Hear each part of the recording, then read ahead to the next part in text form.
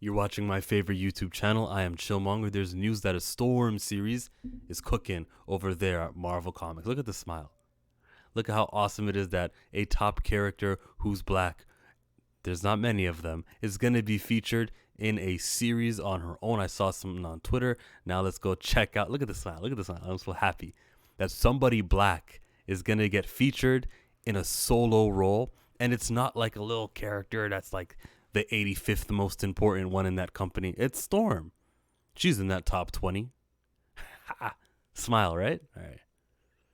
Storm faces the full destructive potential of her Omega level powers in electrifying new solo series. Is it ongoing? Is it limited? Let's see how behind this character is because, bro, it's been a while since we've seen Storm in a solo capacity. The powerhouse X-Men creator ANN NOCENTI teams up with Sid Kotian for Storm #1 this May. Already, you see this smile go away. Who is ANN NOCENTI? Who is Sid Kotian? Like, I know Zeb Wells and Ed McGuinness. They're those good writers who were put on Amazing Spider-Man. I know the guys who write big events like Kieran Gillen. I remember Jonathan Hickman, Valerio Schiti. I just remember seeing their names being advertised at that last Comic-Con, and we are left to wonder, what are they going to be doing? But I know that whatever it is, it's going to be big because of the names associated with the title. And I go, well, I know that characters like the Hulk, they get names like Donny Cates. Characters like Iron Man and X-Men, they're being written by Jerry Duggan. That's like a bigger guy over there at the company. Al Ewing, somebody popular. He writes Storm in Immortal X-Men. We have people like I just said that one. They're big names. Dan Slott, he's the Spider-Man guy. He got to do it Fantastic Four. He got to do Iron Man. There are names and creators and tiers. Same with artists. As well as McGuinness and Schiti, there is Pepe Larraz, we know is a big deal. If we see the name, I don't know, who's a big artist? There's so many. Alex Ross, if he's doing a solo series, what? There's just names that perk your ears. You go, oh, Javier Garra, they must really care. And then there's ANN NOCENTI and Sid Kotian. Are these creators going to be doing the next big event? No. That's not Chip Zdarsky. And that's not Marco Cicchetto. The people who were put on this comic book series are of low tier. No ifs, ands, or buts. I don't even know if I've seen ANN NOCENTI's name on a Marvel comic before. This May, Storm will headline a brand new solo series that spotlights why she's one of the most powerful heroes in the Marvel Universe. And everything that happens in this comic may not be furthered in another comic because the writer don't expect ANN NOCENTI to be next on Thor or next on Spider-Man or next on Iron Man or next on Captain America. I don't expect to see ANN NOCENTI doing the Avengers comic book. This is ANN NOCENTI. You know what white characters have? A privilege of their creators who are writing their stories for like 3-year run gets to go on to another story who's also a top tier creator, and they can say like, oh yeah, I remember that time I wrote the X-Men. Now that I'm doing Spider-Man, we can actually mention something that I mentioned in the X-Men and the characters will be furthered. They don't get that with characters like Storm in her solo series. Characters like Ms. Marvel. How long was G. Willow Wilson taking care of this character back there?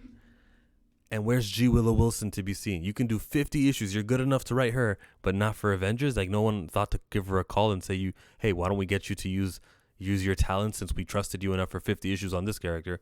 Hey, take care of Moon Knight, Black Panther, name a character. No, that never happened. So when I see ANN NOCENTI, and this is not a disrespect to the creator, ANN NOCENTI may be very talented, but the name value and the brand is not of high tier. And I know what high tier is. And I know Storm is worthy of high tier. A thrilling 5-issue limited series. So again, how behind this character is Marvel Comics? We'll only give you 5. Amazing Spider-Man is not a 5-issue limited series. They reached issue like 100 or 90 something the last go. with Nick Spencer, who, by the way, is not on this comic book. Nick Spencer. Storm will be written by groundbreaking creator ANN NOCENTI, known for her definitive run on Daredevil and her storied career as X-Men editor. In the same spirit as titles such as Symbiote Spider-Man, I thought that was Greg Land and Peter, and Venom Lethal Protectors, where the industry's greatest creators take a retro spin on Marvel heroes in key moments throughout the Marvel Comics history. Yeah, stuff that it's canon, but it's not really canon. It's just something that happened a long time ago. It's not really canon. Storm will delve into Storm's fan favorite punk era. Okay, so we're going back in the past. Good. Not picking up this comic. We should end this right here. It's gonna have no relevance. Nothing furthered on this comic series will be featured in other stuff.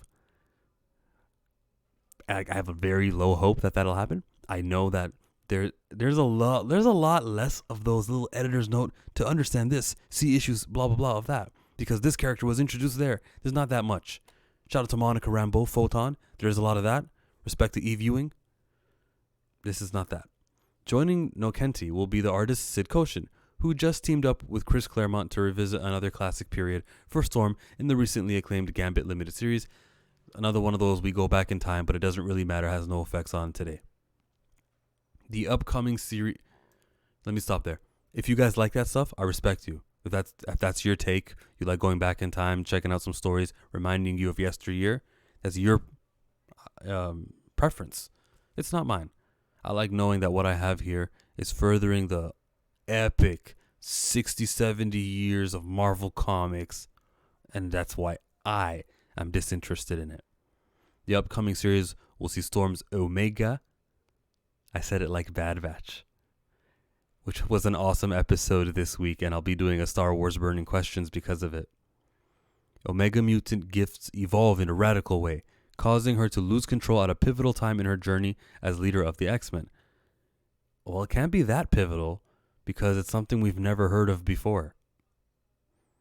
In the tumultuous journey that follows, fans will see Storm confront a new nemesis, perform breathtaking, never-before-seen feats, and even fall in love.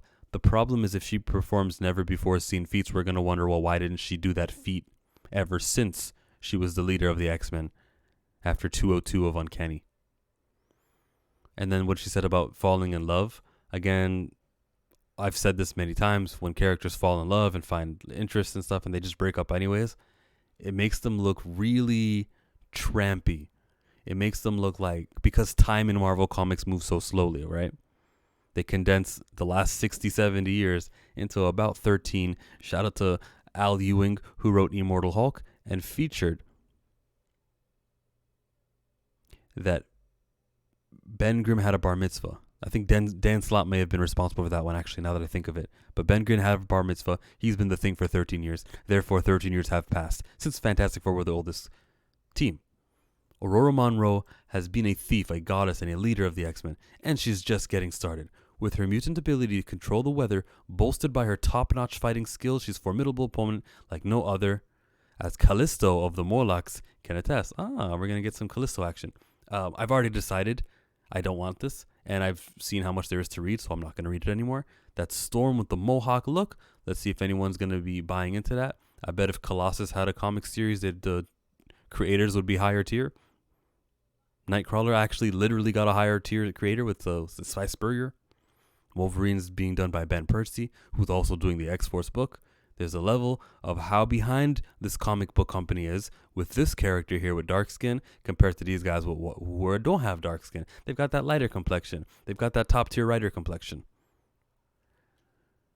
I'm chillmonger. If I sound sour, I'm reporting the news. This is how it is over there at that comic book company. And they have the nerve and the gall to celebrate Black History Month as if they allocate resources of the highest quality to characters like Storm and to characters like T'Challa. That is not happening at all at this company. And those two characters are worth it. We can argue Moon Girl shouldn't have Jason Aaron and Terry McGinnis on pencils. Okay. Storm, miss me. If you agree, talk to me. If you disagree, I also want to see your comments. You're not going to change my mind, though. Bye. Saturday, 33 burning Star Wars questions. Check it out. Photon Friday is happening later tonight. Peace.